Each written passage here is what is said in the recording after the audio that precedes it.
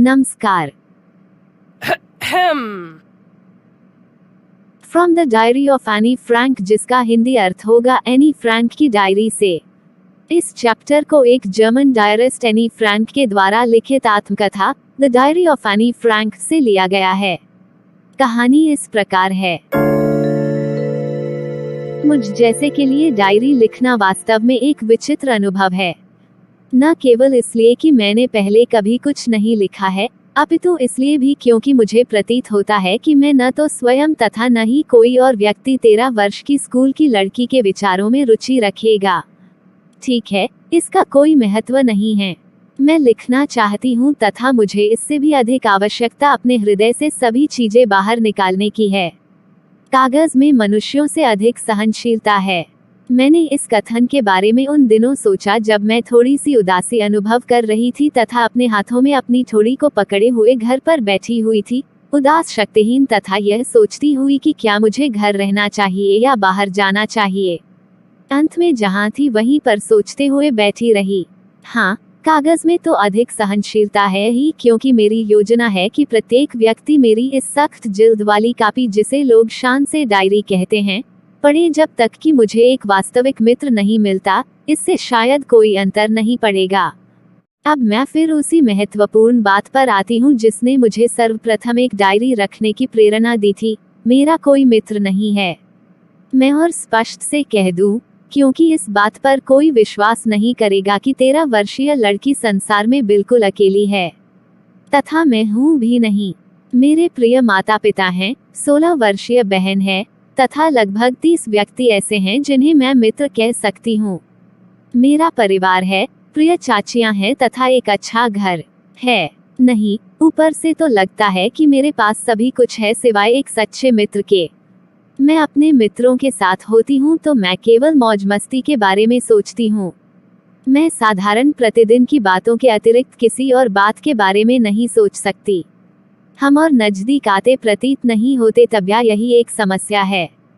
हो सकता है कि यह मेरा दोष है कि हम एक दूसरे को अपने भेद नहीं बता सकते। फिर भी ऐसी ही स्थिति है तथा दुर्भाग्यवश यह बदल नहीं सकती। यही कारण है कि मैंने डायरी आरंभ की है। अपनी कल्पना में इस चिर प्रतीक्षित मित्र के चित्त को बढ़ाने के लिए मैं इस प्रकार के तथ्यों को लिखना नहीं चाहती जैसा कि अधिकांश लोग करते हैं, पर मैं चाहती हूँ कि डायरी मेरी मित्र बने और मैं इस मित्र को किट्टी पुकारूंगी। किसी को भी यदि मैं तुरंत कहना चाहूँ, किट्टी को सुनाई गई कहानियों का एक भी शब्द समझ नहीं आएगा। मैं न चाहते हुए भी चाहूंगी कि अपने जीवन का एक संक्षिप्त चित्रण प्रदान करूं। मेरे पिता ने, जिन्हें मैंने सबसे अधिक पूजनीय पाया है, मेरी माता से तब तक विवाह नहीं किया जब तक कि उनकी आयु 36 वर्ष की तथा माता की आयु 25 वर्ष की नहीं हो गई।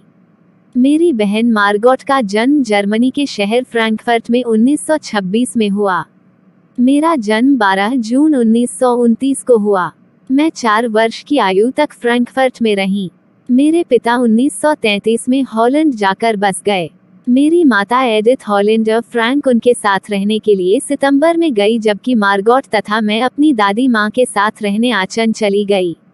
मार्गोट दिसंबर में हॉलैंड चली गई तथा मैं उसके पीछे पीछे फरवरी में उस समय चली गई जबकि मुझे मार्गोट के लिए जन्मदिन के उपहार के रूप में मेज पर रख दिया गया। मैंने तुरंत मॉन्टेसरी नर्सरी स्कूल में पढ़ाई आरंभ कर दी। वहाँ मैं 6 वर्ष की आयु तक रही, जिस समय मैंने प्रथम कक्षा की पढ़ाई आरंभ की। 6ठी कक्षा में मेरी अध्यापिका, मुख्याध्यापिका श्रीमती क्यूपस थी। वर्ष के अंत में जब हमने हृदय को तोड़ने वाली अलविदा कही, उस समय हम दोनों की आंखों में आंसू थे।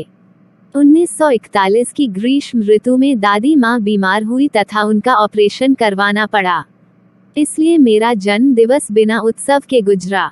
दादी माँ की मृत्यु जनवरी 1942 में हुई। कोई नहीं जानता कि मैं उनके बारे में कितना सोचती हूँ तथा अब भी उन्हें प्रेम करती हूँ।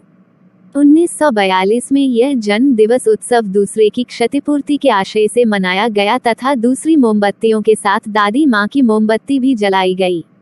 हम चारों का स्वास्थ्य अभी भी अच्छा है तथा इसके साथ मैं आज की तारीख 20 जून 1942 पर आती हूँ तथा अपनी डायरी के प्रति पवित्र समर्पण पर।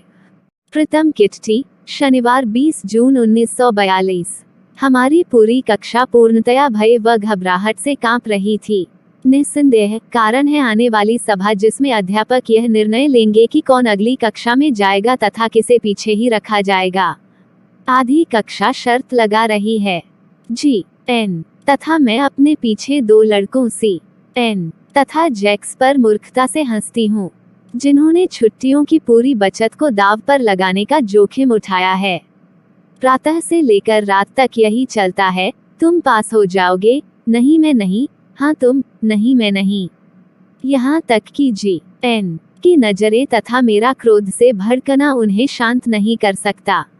यदि तुम मुझसे पूछो, इतने अधिक विद्यार्थी मूर्ख है कि एक चौथाई कक्षा को पीछे रोक लेना चाहिए, परंतु अध्यापक पृथ्वी पर ऐसा प्राणी है जिनके बारे में कोई अनुमान नहीं लगाया जा सकता।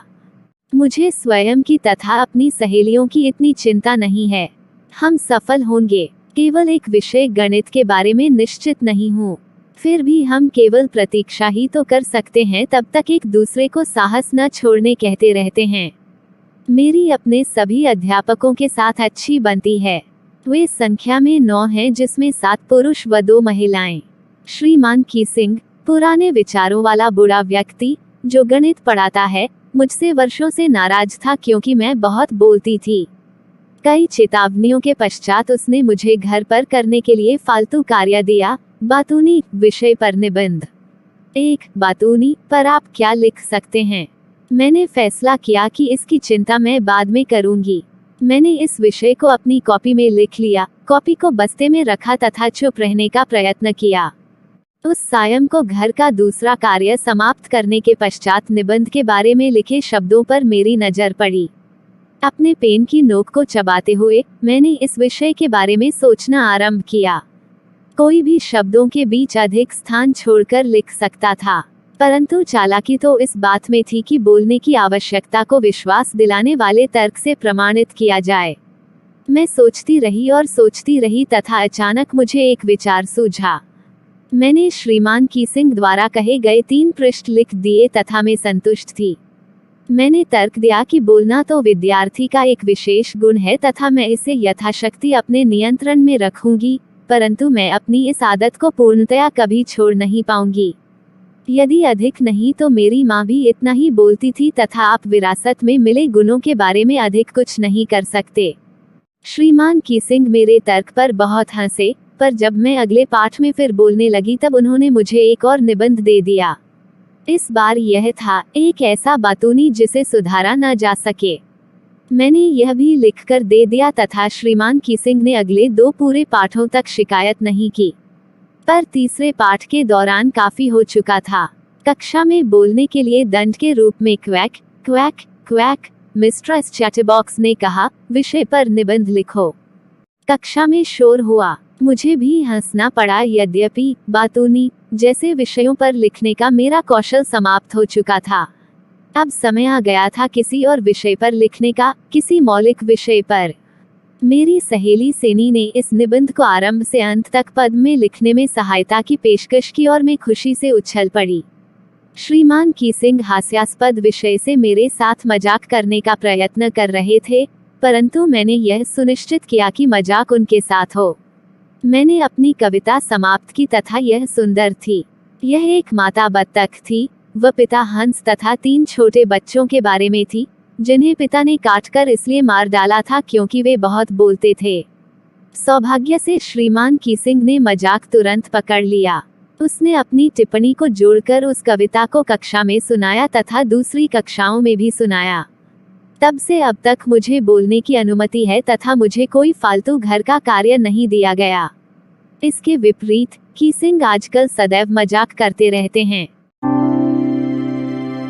इस कहानी का समरी इस प्रकार है। इस पाठ में एनी अपने परिवार और लगभग 30 अन्य लोगों से घिरे होने के बावजूद अकेले रहने और बात करने के लिए किसी के पास नहीं होने की बात करती है, जिन्हें वह दोस्त कहती है। इस प्रकार वो अपनी भावनाओं को डायरी में लिखने का निर्णय लेती है। उसके लिए डायरी में लिखना असामान्य है, लेकिन उसे वास्तव में एक सच्चे दोस्त की जरूरत है। इस प्रकार वो अपनी डायरी का नाम किट्टी रखने का फैसला करती है और अन्य लोगों के विपरीत वह इसमें केवल तथ्यों का उल्लेख नहीं करने जा रही है। वह अपनी पृष्ठभूमि लिखने के साथ शुरू करती है, ताकि बाद में इसे पढ़ने वाले किसी भी व्यक्ति के लिए इसे समझना आसान हो सके। वह अपने परिवार, बचपन और प्रारंभिक स्कूली शिक्षा का वर्णन करती है। अपनी पृष्ठभूमि का संक्षिप्त विवरण देने के बाद वह आज के दिन पर आती है, जहां वह हमें परिणाम दिवस के बारे में बताती है। कक्षा में हर कोई अपने परिणाम को लेकर घबराया हुआ है और लड़के सट्टा भी लगा रहे हैं। एनी अपने और अपने दोस्तों के बारे में पूरी तरह से आश्वस्त थी। उसके गणित के प्रोफेसर को छोड़कर सभी शिक्षकों के साथ उसके अच्छे बनते थे, जो उसकी बात करने की आदतों के लिए लगातार उससे नाराज रहते थे। एनी के बाद आदत से परेशान होकर उन्होंने चैटबॉक्स जैसे अजीब विषयों पर निबंधों के रूप में उसे दंड देना शुरू कर दिया, जिसका उसने पूरी समझदारी से जवाब दिया। उसने ऐसे निबंध लिखे जो मजेदार थे और समझाया कि यह एक ऐसा गुण है जो उसे अपनी माँ से विरासत में मिला है और इसके बारे में बहुत कुछ नहीं किया जा सकता है। जब तक उसने व्यंग्य नहीं लिखा, तब तक वह उसे निबंध देते रहे। उस तीसरे और आखिरी कार्य के बाद श्री कीसिंग ने उसे कभी भी बात करने के लिए नहीं रोका और न ही कोई फालतू घर का कार्य दिया। धन्यवाद। फिर मिलेंगे।